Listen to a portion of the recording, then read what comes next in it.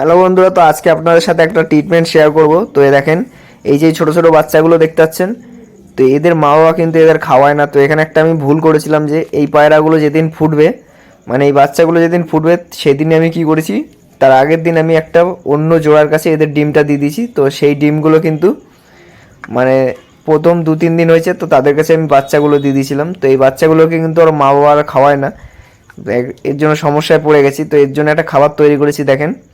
তো এর মধ্যে আছে ছোলা, আছে ছোলার ছাতু, আর অল্প গম, এই আটা আছে, ধরেন বেশি ছোলার ছাতু আছে আর অল্প গম আছে, আর অল্প অল্প একটু ম্যাশ দিয়ে দিয়েছি এর মধ্যে। তো ম্যাশ দিয়ে একদম মানে পাউডারের মতো গুলে নিয়েছি একদম, যাতে কোনো দানা না থাকে। আর একটা ডফার নিয়ে নিয়েছি। তো এদের মা বাবা কিন্তু এদের খাওয়ায় না, এর জন্য এরা লাফাচ্ছে এরকম মানে খিদেতে।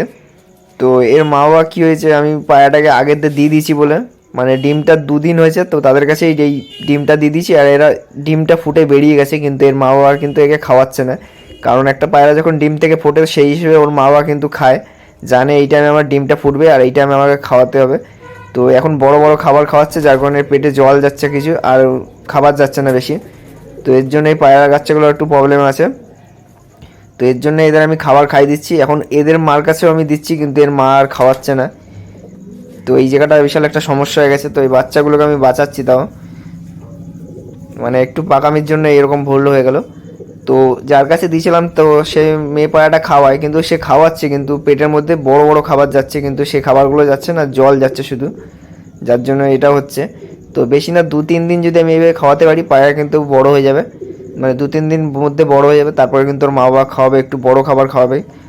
আর ওর মা বাবা বড় খাবারটা খাওয়াচ্ছে না বলেই সমস্যা হচ্ছে, মানে ছোটো খাবারগুলো খাওয়াচ্ছে না, ওর মা বাবা বড় খাবার খাওয়াচ্ছে, কারণ ওরা জানে আমি এখনই ডিমটা দিলাম, তো আমার ডিমের বাচ্চাটা ফুটতে অনেকটা টাইম লাগবে। যদি বড় বাচ্চা দিতাম তাহলে অসুবিধা হতো না, এরকম ছোটো বাচ্চা দিয়েছি যার জন্য ওর খাওয়াতে পারছে না। তো আমি এইভাবে ছাতু অল্প গুলে নিয়েছি, অল্প ছাতু, মানে বেশি পরিমাণে ছাতু আছে, আর অর্ধেক গম, মানে ছাতু যতটা আছে তার অর্ধেক গম, এই গম বলছি কেন, আটা। আর ম্যাশ হলো 3/1 ভাগ, মানে যতটা ছাতু ছাতু দিলেন ততটা 3/1 ভাগ দিয়ে এটা তৈরি করলাম। তো এগুলো সবই গরম খাবার, এদের ওম দিচ্ছে কিন্তু খাবার খাওয়াতে পারছে না। তারপর একটা কান খোঁচানো যে তুলি আছে, ওটা দিয়ে ওর নাকটা পুছে নিলাম, বা ন্যাকড়া দিয়ে আপনার নাকটা পুছে নেবেন। তো এই দেখেন এদের পেটে কিন্তু এখন খাবার চলে গেছে, তো এরা এখন তাজা হয়ে যাবে। তো এরা 2 দিন ধরে খাচ্ছিল না, তো আমি কী করবো বুঝে পাচ্ছিলাম না। তো এরপর আমি এটা করে দিলাম। তো আমি ভাবছিলাম না যে ডফে করে খাবার ওদের পেটে যাবে, ছোট ছোট বাচ্চা একদম, তো দেখছি চলে যাচ্ছে। তো এবার পায়রাগুলো অতটা অসুবিধা হবে না, পায়রাগুলো এবার বেঁচে যাবে। তো এদের এভাবে খাওয়াচ্ছি, এদের বড় করবো এইভাবেই। তো যখন একটু বাচ্চাগুলো বড় হবে তখন ওদের কাছে দিয়ে দিলে, মানে আস্তে আস্তে এখন আমি খাওয়াচ্ছি আর ওর মার কাছে দিয়ে দেবো।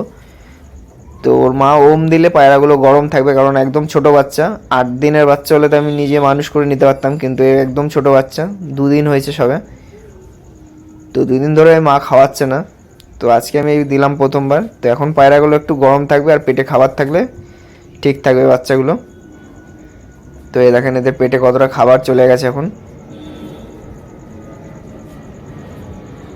তো একে আরও খাওয়াতে হবে। তো বাচ্চাগুলো খালি জল খেয়ে একটু বৃদ্ধি মানে পেয়েছিল, দেখেন এবার আরও বেশি তাড়াতাড়ি বড় হয়ে যাবে। তো আমি এত ছোটো বাচ্চাকে খাওয়াচ্ছিলাম না, মানে রিস্ক নিচ্ছিলাম না। তো ডিমটা আমার চেলে ভুল হয়ে গেছে, যদি ডিমটা আরও 10-12 দিন পরে দিতাম তাও পায়রা একটা টাইম থাকতো।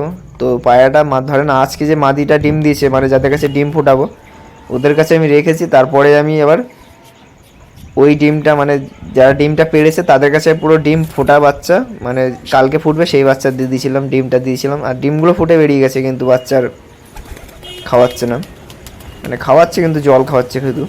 তো এই দুটো পায়রা দেখেন উড়াবো, প্রায় 1 মাসের উপরে হয়ে গেছে পায়রা উড়াইনি। তো আরও পায়রা ছিল, তো ওইগুলো আমি মানে উড়াও ভাবছিলাম। তো দেখলাম বাজ পাখির উৎপাতে ওই পায়রাগুলো, বেশি পায়রা উড়লে তাড়াতাড়ি আসবে। তো এই পায়রা উড়িয়েছি, তাও একবার অ্যাটাক করেছে। তো পায়রা নিচে ছিল, ধরতে পারিনি, অনেক দূর থেকেই দেখতে পেয়েছিল পায়রাগুলো, তো কাটিয়ে দিয়েছিল, যার কারণে পায়রা নিচে নেমে গেছে, চলে গেছিলো। তো পায়রাগুলোর ডিম আছে, এই যে মাদিটার ডিম আছে আর নরটারও ডিম আছে, এই দুজনই নর। তো এই দুটোকে আমি ছেড়ে দিলাম। তো দুজনেরই ডিম আছে, মানে এর মাদিদের ডিম আছে। তো এত ডিমটা হয়ে গেছে যে পায়রা আর উঠতে চাচ্ছে না। তো এদের সব সিঙ্গেল করে মস্তি খতম করে তারপরে পায়রা উড়ানোর দরকার ছিল। তো ইচ্ছা হলো যে পায়রা উড়াই। ওই জন্য উড়ালাম।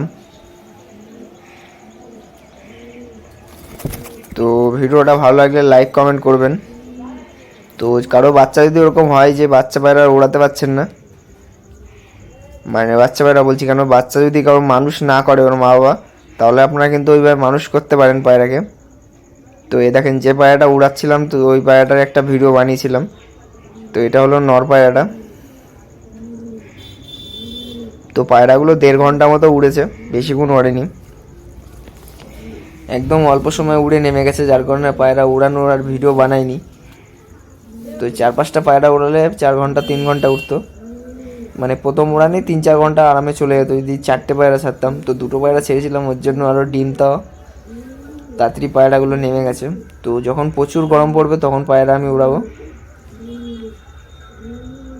তো আরও নতুন নতুন ভিডিও আসবে, তো দেখতে থাকবেন এইভাবেই।